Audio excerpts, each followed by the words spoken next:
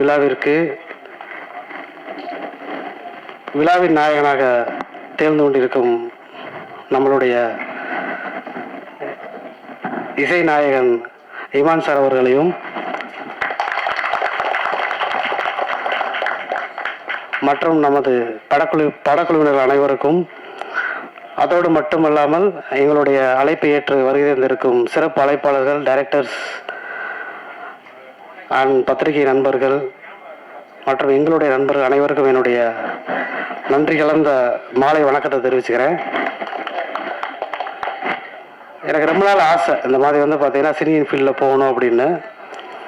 பேசிக்காகவே நாங்கள் பார்த்திங்கன்னா எங்களுடைய பயணம்ன்றது டெக்னாலஜி ஃபீல்டில், ஐடி இண்டஸ்ட்ரியில் தான் பார்த்திங்கன்னா ஆரம்பிச்சிச்சு.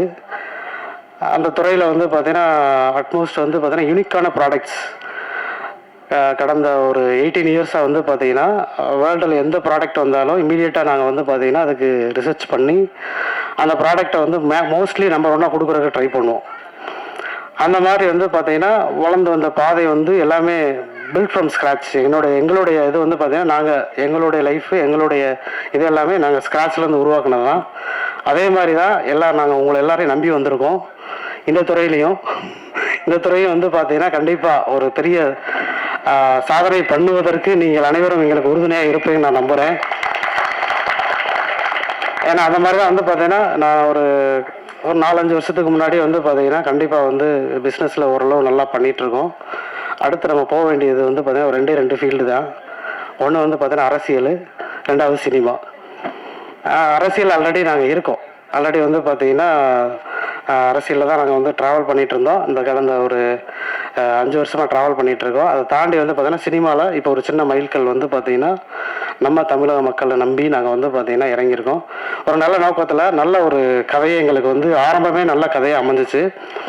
அதுவும் என்னுடைய சகோதரர் சுந்தரபாண்டி மூலமாக பார்த்திங்கன்னா வந்துச்சு. நம்மளுடைய இயக்குனர் ராஜ்மோகன் சார் பல வழியில் ட்ரை பண்ணியிருக்காரு. பட் பார்த்திங்கன்னா நானும் அந்த மாதிரி ஏதாவது ஒரு நல்ல ஒரு கண்டென்ட்டாக நல்ல ஒரு விஷயம் பார்த்திங்கன்னா வந்துச்சுன்னா நம்ம பண்ணலாம், ஒரு சின்ன பட்ஜெட்டில் பண்ணலாம் அப்படின்னு ட்ரை பண்ணிகிட்டு இருக்கும்போது தான் இந்த ஒரு கதையை பார்த்திங்கன்னா ஒரு 4 மணி நேரம் உட்காந்து விடாமல் இன்ச்சு பை இன்ச்சாக ஒரு 2 பாட்டில் தண்ணியை முழுசாக குடிச்சு சொன்னார் நம்மளால் ராஜ்மோகன் சார். இதனால் ரொம்ப ஒரு எனக்கு இதுதான் புதுசு இந்த கதை கேட்குறதே புதுசு.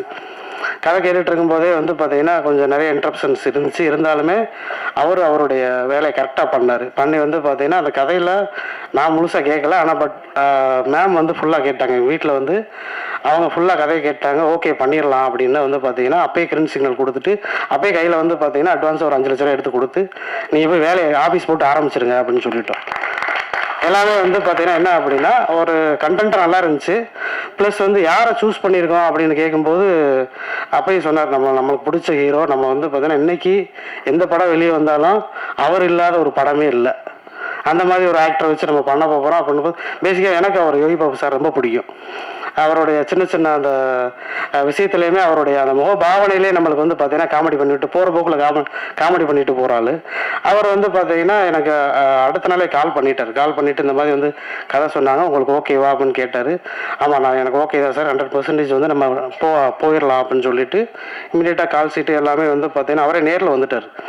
எங்கள் கம்பெனிக்கு நேரில் வந்துட்டு உட்காந்து பேசிவிட்டு அங்கே திருப்பரங்குன்றம் கோயிலுக்கு அப்படியே கம்பெனிக்கு விசிட் பண்ணிவிட்டு அங்கே சூட்டுக்கு வந்திருப்பார் போல். டேரெக்டாக பார்த்தா இதுக்காக வரல, சூட்டுக்கு அப்படியே ஆஃபீஸுக்கு நம்ம பார்த்துட்டு அப்போ பார்த்திங்கன்னா நாங்கள் ஒரு கன்ஃபர்மேஷன் கொடுத்துட்டோம், ஓரல் கன்ஃபர்மேஷன் கொடுத்துட்டு வந்தோடனே டேரக்டர் பார்த்திங்கன்னா ஆஃபீஸ் போட்டு எல்லாத்தையுமே பார்த்திங்கன்னா அடுத்த ஸ்டெப் என்ன அப்படின் போது பார்த்திங்கன்னா ஆடிஷன்ஸ் நிறையா பார்த்திங்கன்னா யாரை நம்ம சூஸ் பண்ணணும் அப்படின்ற மாதிரிலாம் சொன்னாங்க. ஏன்னா எனக்கு இந்த இண்டஸ்ட்ரி நியூன்றனால அவங்ககிட்ட எல்லா பொறுப்புமே கொடுத்துட்டு கரெக்டாக பார்த்திங்கன்னா மேம் நம்ம மஹி மேமை சூஸ் பண்ணாங்க.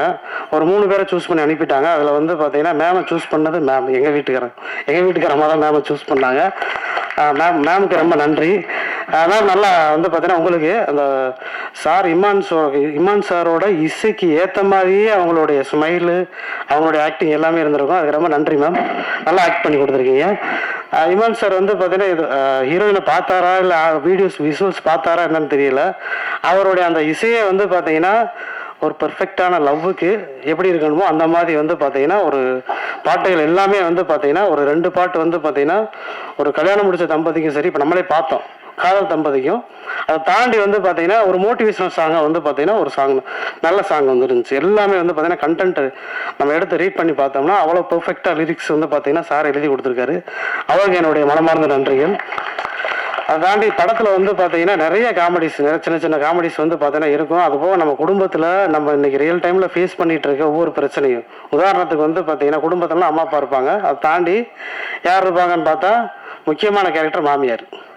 மாமியார் கேரக்டர் மேம் வந்து பார்த்தீங்கன்னா செம்மையாக பண்ணியிருப்பீங்க. அந்த மாதிரி மாமியாரை தான் நம்ம இன்னைக்கு ரெகுலராக வந்து பார்த்தீங்கன்னா நிறைய பேர் ஃபேஸ் பண்ணிகிட்டு இருக்கோம். அப்படி தானே? ஒன்றும் சத்தம் இல்லாமல் இருக்கீங்க, மாமியாரை ஃபேஸ் பண்ணிகிட்டு இருக்கோமா இல்லையா? அந்த ஒரு கேரக்டர் வந்து பார்க்கும்போதே வந்து பார்த்தோன்னா ஐயோ ஏன் மாமியா இப்படி தான் பண்ணுச்சு அப்படின்ற மாதிரி. ஏன் மாமியா அப்படிலாம் கிடையாது, ஏன் மாமியா வந்து தங்கமான மாமியா. ஆமாம், விசுவச்சிருவாங்க அந்த மாதிரி. அதை தாண்டி வந்து பார்த்தீங்கன்னா இப்போ நம்மளோட தாய்மாமன் கேரக்டர், நான் வந்து வில்லனாவே ஒருத்தரை பார்த்தவரை வந்து பார்த்தீங்கன்னா இன்னைக்கு நல்லவராக பார்த்துட்டு இருக்கேன் அந்த படத்தில்.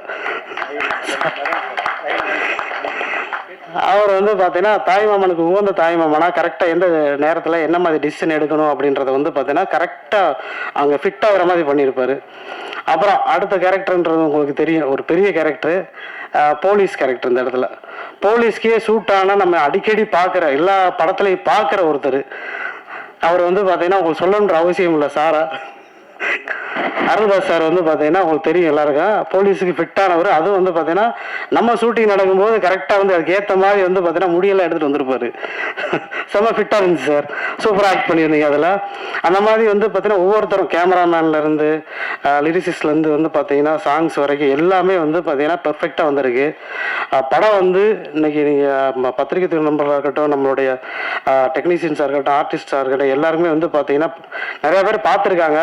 நீங்கள் எல்லாருமே வந்து பார்த்தீங்கன்னா மக்கள்கிட்ட கண்டென்ட் ஓரியன்டாக இன்னைக்கு இந்த தமிழ் இண்டஸ்ட்ரியில் மட்டும் இல்லை, எந்த இண்டஸ்ட்ரியிலையும் இந்த மாதிரி ஸ்கேம் நடக்கிறத யாருமே எடுத்துகிட்டு போய் சேர்க்கல. அந்த மாதிரி ஒரு ஸ்கேம் பேஸ் பண்ணி எடுத்துருக்கோம். ஏன்னா இன்னைக்கு நம்ம வீட்டில் வந்து 2 வீலர்லேருந்து கார்லேருந்து உதாரணத்துக்கு ஒரு பிஸ்னஸ் பண்ணுறோம் அப்படின்னா ஏதோ ஒரு வெஹிக்கிள், இன்னைக்கு காரை கூட வந்து பார்த்தீங்கன்னா நம்ம வந்து ஓலாக்கு விட்டுருக்கோம், அது இல்லாமல் வந்து உபருக்கு வாங்கி விட்டு பிஸ்னஸ் பண்ணுறவங்க நிறைய பேர் இருக்காங்க. அதை தாண்டி இன்னைக்கு பைக் ரைடு முதல்ல வந்துருச்சு.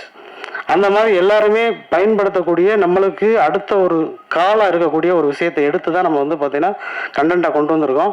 இதை பத்திரிகை துறை நண்பர்களும் நம்மளுடைய சகோதரர் அனைவரும் வந்து பார்த்தீங்கன்னா இதை கரெக்டாக மக்களுக்கு எடுத்துகிட்டு போய் சொல்லணும்னு நான் என்னுடைய அன்போடு தாழ்வான வேண்டுகோளை எடுத்துக்கிறேன்.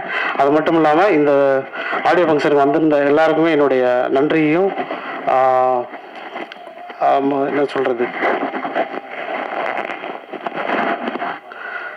நன்றி தெரிவிச்சுக்கிறேன். அதுபோக இதில் ஒர்க் பண்ண எல்லா டெக்னீஷியன்ஸ், ஆர்டிஸ்ட் எல்லாருக்குமே என்னுடைய மனமார்ந்த நன்றி தெரிவிச்சுக்கிறேன். இது வந்து தொடக்கம் தான். கண்டிப்பாக வந்து பார்த்தீங்கன்னா அடுத்தடுத்த படங்கள் வந்து பார்த்தீங்கன்னா பண்ணுவோம். அது அடுத்தடுத்த ஆடிஷன்ஸ் வந்து ஆடியோ லான்ச்சஸ் வந்து பார்த்தீங்கன்னா இன்னும் பிரம்மாண்டமாக வந்து பண்ணுறதுக்கு எங்களுக்கு இது எல்லாமே ட்ரையல் அண்ட் எரராக நாங்கள் போயிட்டுருக்கோம்.